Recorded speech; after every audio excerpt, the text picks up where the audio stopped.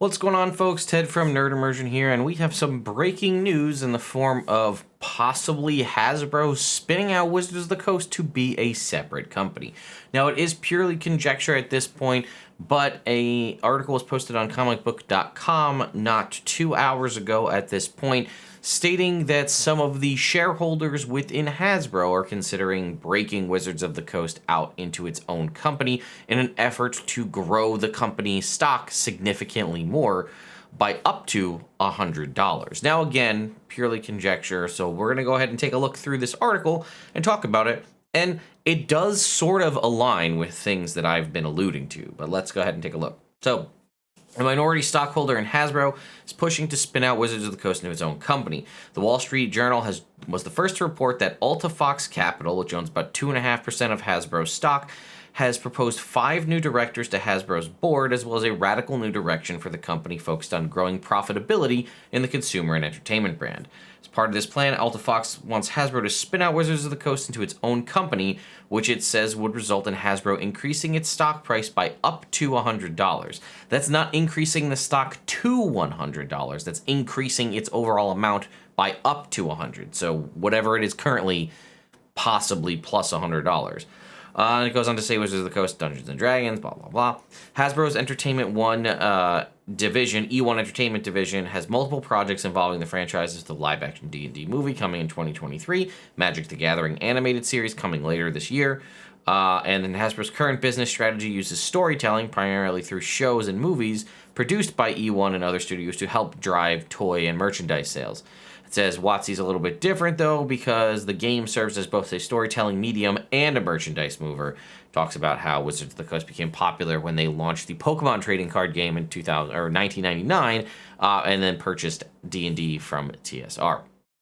So it does say while toys continue to be Hasbro's biggest driver of revenue, Wizards of the Coast has been its most profitable division. Reminder that revenue and profit, different things, right? Last year, Wizards of the Coast reported an operating profit of $547 million. 72% of that was, which equates to, that was Wizards of the Coast, rather, and that equates to 72% of Hasbro's total company-wide operating profit.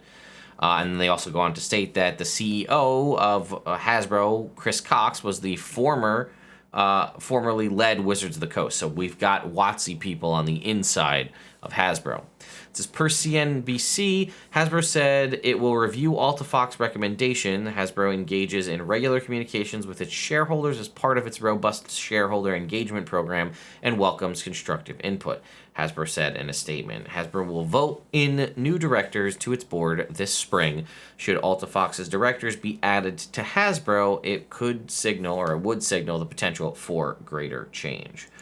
So, again, interesting to see, but it does sort of track with what I've been saying. They want to take a radical new direction, company focused on profitability in the consumer and entertainment brand. If you're unfamiliar with Entertainment One, E1 as referenced here, their sort of motto is create IP, develop IP, protect IP. And by IP, I mean intellectual property, right? So come up with something, grow it into a big thing, and then protect it from all outside sources. So that combined with the changes and things we've seen with Wizards of the Coast and some other rumors and rumblings that I'm hearing, and now this makes me think we're going in a different direction in the future of Dungeons & Dragons. They don't want to go too far because clearly what they're doing is not broken, so they don't need to fix it, but they could possibly grow it more, build that IP, make it stronger, and then protect it. This is why a lot of people are often saying, and nothing's been officially decreed, but that whatever this 2024 update is, just like we've seen all the updates to the monsters in Morden Kanan's Monsters of the Multiverse, if you make things in the open game license using the SRD and you produce third-party content and all that, you don't get to use the new updated stat blocks found in Monsters of the Multiverse. You're stuck with the original base 5e rules, and that will likely be Wizards of the Coast's stance with any updates they make in 2024. Yeah, you can continue to support 5e as it stands and use that as a basis for building you're using races and classes and things like that. But the nice new hotness that we released in 2024 on our new updated stuff, that is reserved for people who will only use that and publish things through whatever avenue we allow you to publish. And that would also back into that whole defend IP position. It also would, in theory, put a big hit to third-party content creators with things. I mean, we've seen in the past, like I said, last year, multiple $1 million plus Kickstarters. Tome of Beasts 3 is live on Kickstarter right now with Cobalt Press.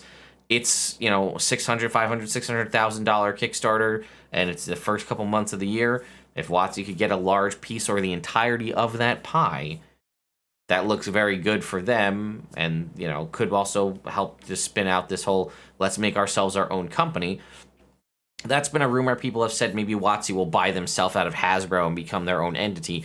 I don't think that'll ever happen, but them being a separate company entirely is a possibility that could lead them to have a little more autonomy, but I also don't know myself how in the works Hasbro is. Are they very hands-off managers and just delegate things to Wizards of the Coast and say, go be successful, do your thing?